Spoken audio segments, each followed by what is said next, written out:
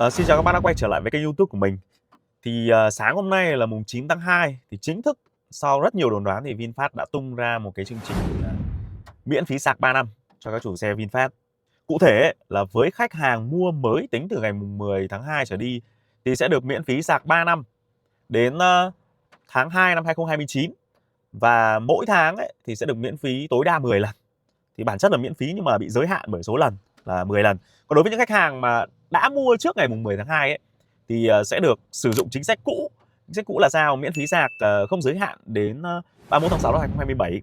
Còn lại là sau cái thời điểm đấy thì cũng sẽ được tính là miễn phí sạc nhưng cũng giới hạn 10 lần. Đấy, chúng ta tạm hiểu chính sách đang là như thế.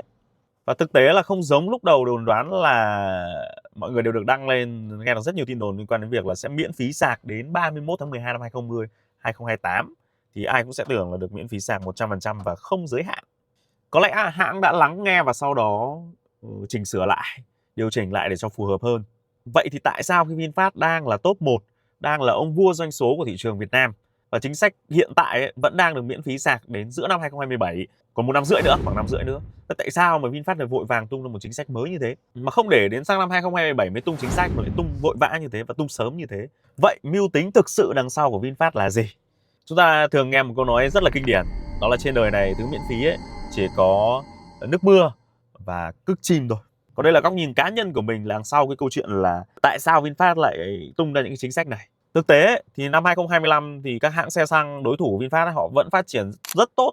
Ví dụ như là Toyota vẫn bán được hơn 72.000 xe, thậm chí là còn nhỉnh hơn 2024. Với một loạt các đối thủ nằm đúng trong phân khúc của VinFast.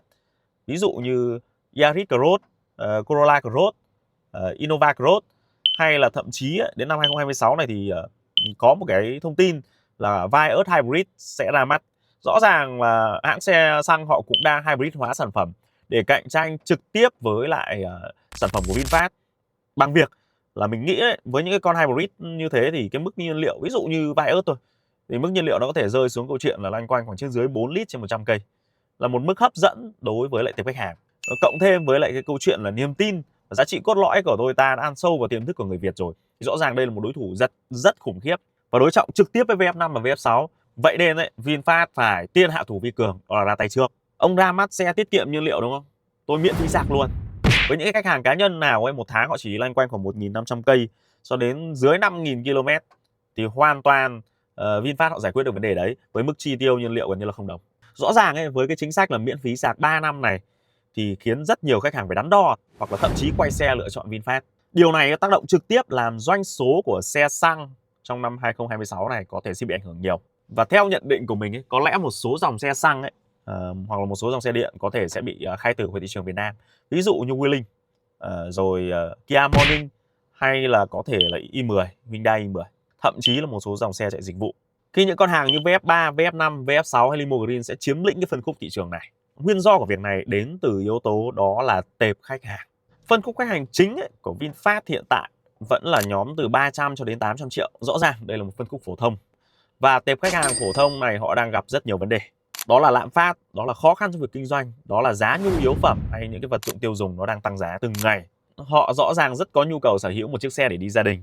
Tuy nhiên cái việc nuôi nó thì là một gánh nặng, bởi vì giá xăng dầu hiện tại biến đổi liên tục. Tuy nhiên cái việc tung ra cái chính sách miễn phí sạc 3 năm thì là một món hàng cực kỳ hấp dẫn. Còn sau 3 năm thì tình hình kinh tế thì chắc chắn sẽ có chuyển biến rồi. Điều này thúc đẩy không nhỏ đến cái quyết định mua xe điện và chắc chắn sẽ làm doanh số của VinFast tăng nữa trong năm 2026 để họ tiếp tục dẫn đầu câu chuyện là thị trường. Vì thực tế cái phân khúc khách hàng này thì VinFast đang chiếm lĩnh rất là lớn. Với VF3 năm vừa rồi là 44.000 xe, VF5 cũng gần 44.000 xe bán ra, còn Limo Green là 27.000 xe. Cộng trung bình nó sẽ rơi vào khoảng 115.000 xe, chiếm 66-67% tổng doanh số của VinFast trong năm vừa rồi. Và rõ ràng đây chính là đối tượng chính để giúp cho hãng tiếp tục tăng trưởng trong năm 2026 này. Mưu tính tiếp theo mà mình muốn nói đến đó là mục tiêu nửa triệu cổng sạc trong vòng 3 năm tới. Chắc chắn một điều ấy là VinFast sẽ tiếp tục phát triển hạ tầng chạm sạc mạnh mẽ hơn nữa để chuẩn bị cho một loạt giải sản phẩm mới mà hãng cũng sẽ ra mắt. Mình đoán không nhầm là có thể sẽ có những dòng xe điện, xe tải điện này, hoặc là những cái dòng như kiểu dòng xe khách điện như xe 16 chỗ, limo. Cái việc phát triển hạ tầng chạm sạc ấy, muốn nhanh và mạnh ấy, thì nguồn lực của VinFast không thể đủ được. Không chỉ là tiền mà còn là quỹ đất. Tuy nhiên Như mình cũng đã chia sẻ một số video khác ấy, một cái nguồn lực rất lớn bên ngoài nữa đó là nguồn lực của người dân thông qua mô hình nhượng quyền thương hiệu. Tại vì quỹ đất và tiền trong dân thực sự là còn rất nhiều và họ cũng rất cần một cái mô hình kinh doanh hiệu quả. VinFast họ chỉ cần nắm là sản phẩm và key công nghệ là họ thắng rồi. Và cái việc miễn phí sạc này ấy, thì sẽ giúp cho doanh số của VinFast tăng trưởng và tạo niềm tin ấy, cho những nhà đầu tư đã đầu tư, đang đầu tư và sẽ đầu tư. Họ nhìn thấy cái cơ hội để họ tiếp tục mở rộng và lắp đặt những cái trụ mới, những trạm mới. Mà nhà đầu tư hạ tầng trạm sạc này ấy, thì mang tiền tươi về cho Vgreen. Vgreen thì là một công ty con cung cấp hệ thống trạm sạc và VinFast phải trả tiền sạc đó cho Vgreen. Và rõ ràng là Vgreen họ không hề ngủ quên trên chiến thắng khi hiện tại họ đang đứng độc quyền về hạ tầng trạm sạc, chiếm tới 95% thị phần của Việt Nam và họ tiếp tục phát triển mạnh hơn nữa để không bị một đối thủ nào khác có thể đe dọa đến ngôi vương này. Và cái việc miễn phí sạc này ấy, thì còn làm dập tắt hy vọng của những cái liên minh trạm sạc khác họ đang muốn khởi công, họ muốn đang tiếp tục để có thể cạnh tranh được với VinFast thì họ đều bị nguội lạnh hết. Và ngày càng xuất hiện nhiều trụ sạc nằm trong thôn làng thì giúp cho người dân ấy, và những khách hàng mua họ càng có niềm tin và xóa bỏ cái nỗi lo liên quan đến cái việc đi sạc hay là tôi đi sạc ở đâu hay như thế nào. Tuy nhiên cái việc giới hạn 10 lần sạc trên một tháng cũng sẽ làm nhiều khách hàng họ sẽ phải đắn đo trong cái câu chuyện là sắp xếp thời gian sạc, đồng nghĩa với câu chuyện là cái sự xuất hiện ở trạm sạc sẽ ít đi nhưng mà thời gian cho mỗi lần xuất hiện sẽ dài lên để họ tối ưu cái lượt được sạc miễn phí. Và điều này ấy, cũng sẽ ảnh hưởng đến cái cảm xúc của những cái chủ trạm sạc khi nhìn thấy cái lượt khách ra, lượt khách vào có thể sẽ ít đi. Nhưng với những khách hàng mà mua trước thời điểm mùng 10 tháng 2 ấy, thì vẫn được hưởng cái đặc quyền là sạc không giới hạn. Nên là ít nhất cái giai đoạn này nó sẽ phải xuất hiện trong vòng câu chuyện là đến khoảng 2027 trở đi. Cái điều thứ tư mà mình muốn chia sẻ ở đây ấy, đó là tri ân và xây dựng lòng tin đối với những khách hàng đã mua sản phẩm. Quả thật đấy, với bất cứ khách hàng nào đang sử dụng xe VinFast ấy, mà nghe thấy hãng tiếp tục tung ra một cái chương trình gia hạn trọn vẹn đủ 3 năm với khách hàng đã mua xe ấy, thì đều cảm thấy rất là vui. Với cá nhân mình cũng không hề ngoại lệ nhá. Dù đôi khi thấy hãng họ liên tục điều chỉnh để đưa ra những cái giá với cái chính sách mới nó ngon hơn, nó tốt hơn thì cũng bị chạnh lòng chưa. Tuy nhiên cái việc được miễn phí sạc trọn vẹn 3 năm kể từ thời điểm mua ấy, cũng giúp cho mọi người đều cảm thấy vơi đi được phần nào. Và cũng là một cái để cho mọi người thấy được cái quyền lợi của những người mua trước. Những người mua trước sẽ được cái quyền lợi là miễn phí sạc không giới hạn đến giữa tháng 7, đến giữa năm 2026. Còn thời điểm mà nếu với khách hàng mới hiện tại ấy, mua từ mùng 10 tháng 2 ấy, thì sẽ được sạc giới hạn số lượng, miễn phí giới hạn, không quá 10 lần trên một tháng. Làm khách hàng cũng cảm thấy đỡ bị thiệt thòi hơn nhiều so với thời điểm trước. Mà sức mạnh của tệp khách hàng đã và đang sử dụng xe VinFast đấy là một phương tiện marketing đỉnh cao luôn và kinh điển nhất, đó là marketing truyền miệng. Mình có một đứa em rể và vợ chồng nó cách đây khoảng hơn tháng có hỏi và tham khảo mua một dòng xe 7 chỗ thì mình cũng đã giới thiệu cho hai đứa nó mua một con limo green. Và khi mới lấy xe về thì cả quê mình, thực ra quê mình hiện tại là cái số lượng người đi xe điện rất là ít, hy hữu lắm mới thấy một vài xe.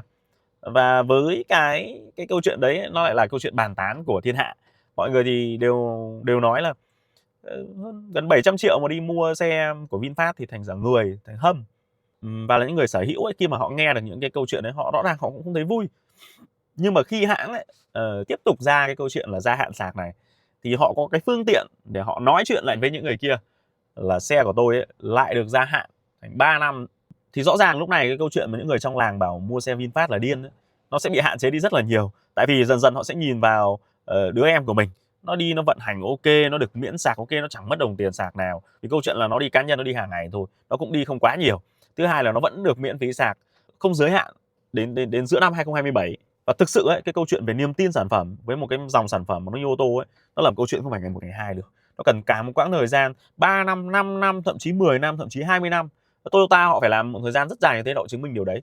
Và VinFast cũng cần điều đó. Và chính những cái khách hàng họ đã mua, họ mua tiên phong, họ sử dụng, họ chính là những người chứng minh là những cái người bán hàng gián tiếp và không nhận lương của VinFast. Thì rõ ràng ấy, cái việc được miễn phí sạc ấy, củng cố lòng tin, củng cố thêm những cái niềm tin là tôi đã lựa chọn đúng nơi, đúng nền văn minh. Đấy. Thậm chí ấy, là họ hoàn toàn có thể ngoài cái câu chuyện chạm sạc ra thì họ có cái để nói chuyện với lại những cái người anti đấy, những cái người họ chưa hiểu đấy, là xe của tôi được bảo hành từ 7 cho đến 8 năm với pin. Thì rõ ràng có quá nhiều lợi điểm so với những cái dòng xe mà mọi người đang đi nó chỉ là 3 năm. Cái điều thứ năm ấy mà mình muốn chia sẻ đó là việc tung ra sớm chính sách miễn phí sạc ở 3 năm này mà không phải đợi đến hết 2027 mới tung ra. Nó có một cái giá trị rất là lớn. Tại vì trong tâm trí của mọi người ấy, thì VinFast đang là một hãng xe mà liên tục tung ra những chính sách khuyến mại để cái giá bán ngày một tốt, thì khách hàng họ sẽ sinh ra một tâm lý đó là nằm im và chờ đợi để khi nào có chính sách tốt nhất thì mình mua hàng. Bản chất ấy, cái việc miễn phí sạc này không phải là VinFast bỏ tiền ra một cục ngay từ đầu. Cái quá trình mà người dùng sạc đến đâu thì VinFast mới phải thanh toán cái tiền đến như thế thôi. Nên là bản chất có treo đến 2030 đi chăng nữa thì VinFast cũng phải chưa trả trước một đồng nào cả. Ngoài ra đối với lại sale ấy thì họ sẽ có thêm cái phương tiện để họ có thể chốt khách nó dễ hơn. Khách hàng khi họ nghe thấy cái thông tin miễn sạc thì họ cũng hiểu là ok, mua luôn thì bây giờ mình cũng được đi như thế luôn. Thứ 6 ấy, theo mình nghĩ đó là bán mạnh thì mới có thể đẻ mạnh được. Mọi người đều biết đấy, cái câu chuyện của VinFast đó là tập trung vào các nhà máy và họ đang dồn lực để sản xuất số lượng rất là lớn. Khi sản xuất đủ số lượng lớn thì chi phí nhà máy, chi phí khấu hao, chi phí tất cả mọi chi phí đầu tư nó mới giảm xuống. Và đây là cơ sở để VinFast chạm điểm hòa vốn, dương dòng tiền. Thì đồng nghĩa với việc tất cả các nhà máy của VinFast họ phải hoạt động hết công suất để họ sản xuất ra được nhiều xe nhất có thể. Và khi sản xuất ra nhiều xe nhất có thể thì một cái vấn đề cực lớn phát sinh, đó là vấn đề đẩy hàng. Nếu sản xuất mạnh nhưng mà không đẩy hàng đi được, không bán được hàng thì lúc này câu chuyện tồn kho nó là câu chuyện cực kỳ lớn. Thứ nhất, đó là dòng tiền nằm ở đấy. Thứ hai, đó là chi phí kho bãi. Thứ ba là chi phí khấu hao. Tiếp theo là chi phí về tài chính nữa. Đây là tất cả những cái vấn đề mà cực kỳ đau đầu. VinFast họ phải thông nòng, có nghĩa là thông từng khâu một, các khâu phải cực kỳ nhịp nhàng, nếu không thì sẽ gặp những vấn đề rất là lớn. Nên cái chính sách miễn phí sạc này cũng là một trong những phương tiện để giúp VinFast thông hết các khâu. Và miễn phí sạc này cũng là một trong động lực vô cùng quan trọng để đại lý ấy, họ nhập hàng và họ đẩy hàng tiếp. Điều cuối cùng mà mình muốn chia sẻ đó là giảm thiểu chi phí. Việc miễn phí sạc như thế này giúp giảm thiểu chi phí nghe thì thấy là sai đúng không? Nhưng mà thực tế ấy, là khi mà VinFast mới chỉ có 200.000 xe hoặc là 300.000 xe đang chạy ở ngoài đường và họ đang miễn phí sạc không giới hạn thì đây là một cái dòng tiền cũng khổng lồ trên gánh lên cái chi phí tài chính của VinFast. Tuy nhiên, con số này khi nó tăng lên 500.000 xe lăn bánh ở ngoài đường mà đều miễn phí sạc không giới hạn như thế thì không phải là một gánh nặng nhỏ nữa mà là một gánh nặng khổng lồ. Nên là bắt buộc VinFast họ phải điều chỉnh chính sách để đưa ra một cái chính sách mà nó cân bằng nhất. Đó là miễn phí sạc tối đa 10 lần đối với những khách hàng cá nhân. Còn nếu khách hàng mà làm dịch vụ thì phải sử dụng nền tảng xanh SM, họ cũng sẽ được miễn phí 10 lần sạc như những xe khác. Còn lại sau cái thời điểm 10 lần sạc bao nhiêu thì xanh SM họ sẽ giải quyết chi phí đó. Nên rõ ràng ấy, VinFast họ đang hướng tới khách hàng cá nhân. Khi đi trung bình đâu đó là khoảng từ 50 đến 100 km trên ngày thôi.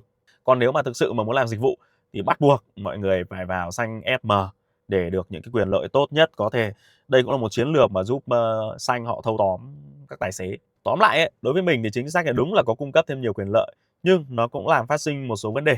Theo góc nhìn của mình thì thói quen sạc của người dùng sẽ thay đổi. Họ sẽ không sạc theo câu chuyện là để dưới khoảng 50% họ sẽ đi sạc, mà họ có thể để tụt sâu, có thể là 10%, thậm chí có thể là tụt xuống 5%.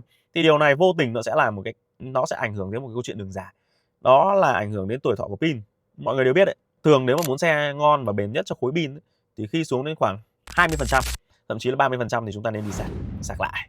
Còn cái việc VinFast họ giới hạn 10 lần sạc này thì đồng nghĩa thói quen người dùng họ sẽ phải tính toán lại. Thì để họ tối ưu cái câu chuyện là cái quyền lợi được sạc miễn phí 10 lần này thì đồng nghĩa với việc là có những trường hợp thì xe sẽ phải nằm đường nếu mà không căn chỉnh tốt, hoặc là có những cái trường hợp mà tuổi thọ của pin nó sẽ giảm. Và VinFast họ vẫn đang có cái chính sách là bảo hành pin 7 cho đến 8 năm. Đấy, và điều này nếu mà tương lai nó sẽ ảnh hưởng đến cái tuổi thọ của pin thì đôi khi được chứ chắc đã mất. Còn thực tế một chiếc xe ví dụ như V3, một tháng mình chạy trung bình là khoảng 1.500 cây thì mất đâu đó khoảng 500.000 tiền điện thôi. Vậy thì một năm miễn phí sạc mất đâu đó khoảng 6 triệu cho con V3. 3 năm mất đâu đó khoảng 18 triệu. Thực ra con số 6 triệu với 18 chia trên một xe thì nó không đáng bao nhiêu, nhưng nhân với số lượng khổng lồ của ví dụ 100.000 xe thì nó lại là một vấn đề, một gánh nặng đối với VinFast và họ phải cân bằng rất nhiều thứ. Nên có lẽ chính sách này, góc nhìn của mình thôi nhé, có thể sẽ được điều chỉnh trong tương lai. Thực ra cái chính sách này tung ra thì khá nhiều bác anti sẽ buồn, cũng sẽ tương đối thất vọng vì tại sao họ ra lắm chính sách thế. Và như mình nói ở trong đầu video ấy, câu nói là trên đời này thì chỉ có cứt chim và nước mưa là miễn phí. Tuy nhiên để hứng được hai thứ miễn phí đấy thì chúng ta cần phải có rổ. Và điều này là chỉ áp dụng được với những khách hàng mà đang sở hữu của VinFast thôi, sở hữu xe VinFast thôi. Còn những ai không sở hữu thì đến nước mưa và cứt chim cũng không thể hứng nổi. Còn cá nhân mình thì mình vẫn cầm rổ hứng thôi. Vì thực ra là nước mưa thì mình tưới cây, còn cứt chim thì mình bón cây. Còn quan điểm các bác sao về cái câu chuyện là chính sách miễn phí sạc 3 năm này của VinFast thì hãy để lại ý kiến bên dưới phần bình luận nhé. Và nếu thấy video hay và hữu ích thì cho mình xin một like, một đăng ký kênh Và nếu các bác cần những cái phụ kiện liên quan đến VF3 hay những dòng xe khác thì có thể tham khảo cái đường link ở bên dưới. Cái góc màn hình này nó có hiện ấn vào đấy nó sẽ ra một cái hình ảnh giỏ hàng và các bạn có thể lựa chọn những cái sản phẩm trong đấy. Xin chào và hẹn gặp lại các bác trong video khác.